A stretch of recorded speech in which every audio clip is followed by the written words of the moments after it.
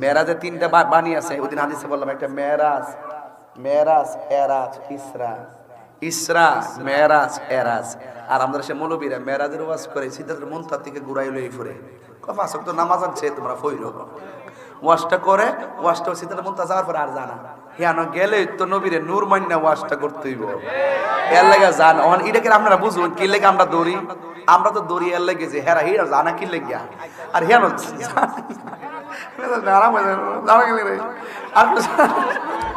আর যাস না গেলে তো আমরা মতো প্রেম পাবি, প্রেম প্রেম প্রেম প্রেম কথা কোন ঠিক না বেটি? মেরাজ মানে প্রেম। এই প্রেম সবাই নিতে জানে না, এই জন্য রসুল আল্লাহকে সচক্ষু দেখেছেন, অন্তর্চক্ষু দেখেছেন। কথা বলেন ঠিক না বেটি? তাইলে আপনারা কি আমার প্রতি রাগ করছেন? ইনশাল্লাহ রাগ করছেন? আমার নবী হাসরের মাঠে সুপারিশ করতে পারবো কি পারবো না? এই কওমি ভাইরা শুনেন, আপনারা তো অনেকে আসছেন মাদ্রাসা ছাত্র দেখতেছি, আপনারা লোকে আমরা কিন্তু রাগ শুনে লো ভালোবাসা করে গো একলা বাজে গাড়ি ভেঙে লেবে বুঝে আমি সব বুঝি এখন ভালোবাসা মিলে আইছে একলা বাজে গাড়ি ভেঙে লেবে তা বলছো তুই বুঝি করেন আমার লোক আবার হেরা বেশি ইয়া করে না অনেক ভক্ত। আমি বলি কৌমিদের সাথে আমাদের যে দ্বন্দ্ব, আমার মনে হয় আমরা যদি আধা ঘন্টা সময় বসি এইগুলা সমাধান হয়ে যাবে। কিন্তু সবচাইতে বড় ফিতনাবাজ হলো আহলে হাদিস। এই ফিতনাটা সবচেয়ে বড় ভয়ঙ্কর। কথা বলেন ঠিক না বেঠিক? এই আহলে হাদিসের যে মৌলবী রাজ্জাক বিন ইউসুফ, আব্দুর রাজ্জাক বিন ইউসুফ, হ্যাঁ কইতাছে যে হাসরের মাঠে নবী সুপারিশ করব দূরের কথা নবীর জান লই বলে ঠেলাঠেলি। এই হুজুর হুজুর হাদিসটাতে পড়ছি, আমি যে হাদিসটাতে পড়ছি আমি কি সুপারিশের হাদিস পড়ছি না শাফাতের? পারতাম না, শাফাত দূর যা পারতাম না, কিন্তু আবার একটু সময় লাগবে, অসুবিধা কি? আর রাহেন কথা কেন বট বট বট বট বট বট বট রাহেন কথা কেন? এই যে দেখেন বাবু কাউনিন নবী সাল্লাল্লাহু আলাইহি ওয়াসাল্লাম শাফিআন ফি সালাসিন আমাকিন।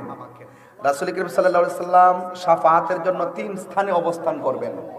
3 স্থানে অবস্থান করবেন। একটা বাব হয়ে আসছে, এরপরে 3টা জায়গাতে থাকবেন, থাইকে যে সুপারিশ করবে উপেন এগুলো লেখা আছে। ভাই আমি হলাম আরেক প্রতি মানুষ, আপনি যেটা সত্য এটা সত্য করেন, এরপরে আপনি যেই দল করেন রাজনীতি করেন গা, কিন্তু আকীদার ব্যাপারে তো আপনি রাজনীতি করতে পারেন না। আকীদা তো একটা নিজস্ব গতিতে চলবো। কথা কোন ঠিক না ঠিক? আপনি আমার নবীর সুপারিশ এত বড় ফান্ডামেন্টাল একটা সুপারলেটিভ পাওয়ার যেটা আল্লাহ নবীকে দান করছেন, নবীর এই সিফাতকে আপনি অস্বীকার কইরা আপনি নামাজের কথা, আপনি কি মনে করেন যে তারাবি লই আপনাকে লাগছি? তারাবি আপনি 20 রাকাতের জায়গায় আপনি 2 রাকাত পড়ে দেন কেন? আমার বাপের কি হইছে? আপনি 2 রাকাত আপনি যদি না পড়া দোকানে বসে চা খান, আমার বাপের কি হইছে? আপনি 8 রাকাত তো ঠেলা দিলি না। আপনি 8 রাকাত কোন, আমরা 20 রাকাত পড়ি। আপনি ভেতরে 1 রাকাত কোন, আমি 3 রাকাত পড়ি। আপনি বুকের উপরে হাত বাঁধেন, আমরা নামে নিচে হাত বাঁধি। আপনি বারবার ইচ্ছা করতেছেন, আমরা একবারে করি। তো আপনার লোক আমাদের এই আমল নিয়ে দ্বন্দ্ব না, আপনাদের সাথে মূলত দ্বন্দ্বটা হইল ঈমানি দ্বন্দ্ব। আপনারা নামাজে যে সূরত 1 রাকাত কোন, নাভির উপরে কোন, বুকের উপরে কোন, এগুলা শাফি, হানাফি, শাফি, মালিকি, হাম্বলি, কোন না কোন মাযহাবে তো এটার একটা অবস্থান আছে।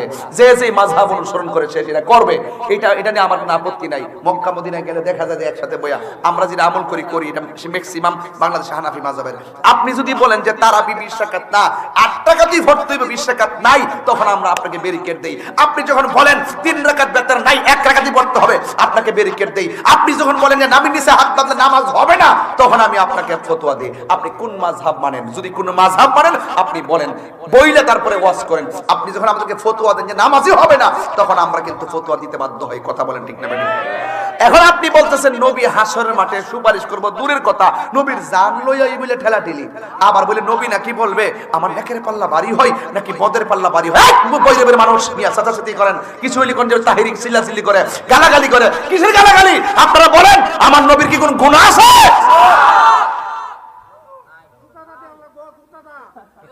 এখন নবী বলে কইব যে আমার নেকের পাল্লা ভারী হয় নাকি বদের পাল্লা ভারী হয়? নবীর কি গুনাহ আছে? এই নবীর গুনাহ আছে? তো এত বড় ওয়াজ করে পাবলিকের সামনে থেকে জায়গা এটা ধরে রাখ ধরে আমরা বসা বৈরবের জমিনে যারা আমার নবীর শাফাআতকে মানে না। আবার ওই দিন শুনতেছে আকরামুজ্জামান নামে এক বেয়াদব, সে বলতেছে যেই নবী বলবে নবীজি জিন্দা নবী, সেই নবীর নাকি সে তালাক দিছে।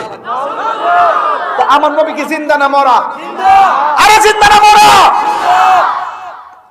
তুমি তাহিরিরে বন্ড কো, মাজার ফুজারি কো, গালাগালি করো, মিথ্যাবাদী বলে আমার কোনো আপত্তি নেই। দেখছেন আমার ব্যক্তিগত কোনো বিষয় নিয়ে কথা বলছি, আমার উপরে কত অভিযোগ দিছে মানুষে, আমি বুলেটের মধ্যে প্রতিবাদ করে আমার সততাকে প্রতিষ্ঠা করছি বৈরবের জমিনে। কথা কোন ঠিক না বে ঠিক?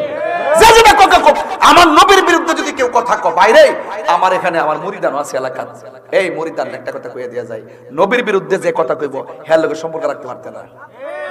যেই মুরিদ নবীর বিরুদ্ধে, নবী দুশমনদের সাথে সম্পর্ক করে, এই মুরিদ আমার দরকার নাই। আমি বেড়াইতে কই, বিড়াইতে কই, ছেলে হোক মেয়ে হোক, একটা মায়া বিয়া দিবে, চিন্তা করবা যে এটা নবীর দুশমন নাকি নবীর প্রেমিক, চিন্তা ভাবনা করে সম্পর্ক করবা। এটাও কিন্তু হাসর মাঠে উঠবো কইয়া দিলাম, একটা কথা কইয়া দিলাম, আমার নবী কি জিন্দা না মরা? এখনো জিন্দা না মরা? আমার নবী এই মাহফিলে থাকার ক্ষমতা আছে না নাই? নবীকে ক্ষমতা দিয়েছে কে?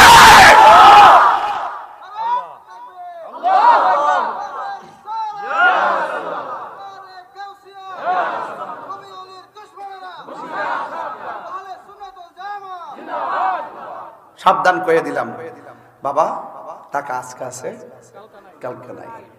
এই যে ব্যাংকে 30 লাখ টাকা হয়ে গেছেন, একটা সত্যি কি রাখুন আপনি কোন টিহারা কি কবরে যাইব? আপনি টাকা হয়ে গেছেন, এই টাকা দিয়ে মানুষ ফাইনাল